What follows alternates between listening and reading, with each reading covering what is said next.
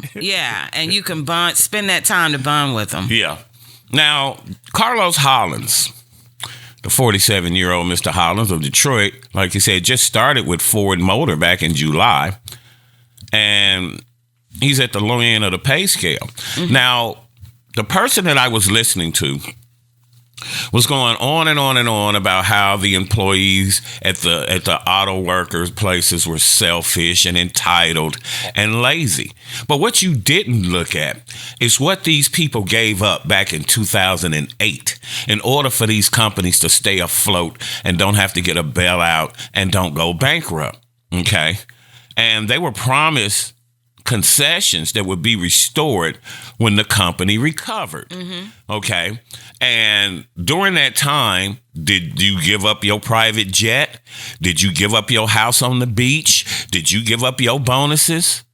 Executives? Did you give up any of your shit while these people was giving up major concessions to help the company? Now you're supposed to turn around and give them their concessions back, and you just don't want to do it because it becomes greed. All you care about is the stockholders. All you care about is executive bonuses. And again, everybody's job in a company is important. That's why a lot of times when a football team in the NFL wins the Super Bowl, everybody gets a ring. The equipment manager, that may not be as gaudy as the owner or the players, but they all get something because everyone contributed. It's the same thing with any company. Mm-hmm. You know, that's what I used to like about Herb Kelleher, one of the CEO founders of Southwest Airlines. Back during the time in his heyday, you would see Herb out on the tarmac slinging luggage with the baggage handlers. He would be on the plane, helping the flight attendants serve stuff. I mean, he was one that really jumped in there and had the memory of an elephant.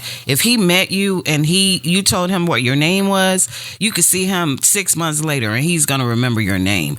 I mean, he was a great example of what a leader should be. Yeah, because leadership is action, not position. Yes. We had a real quick, we had an event in San Antonio one year, and he was dressed like Elvis because he would always, he would always be the life of the party. Yeah. And he got word that one of our people from another city had gotten arrested because he was drunk and they had put him in jail.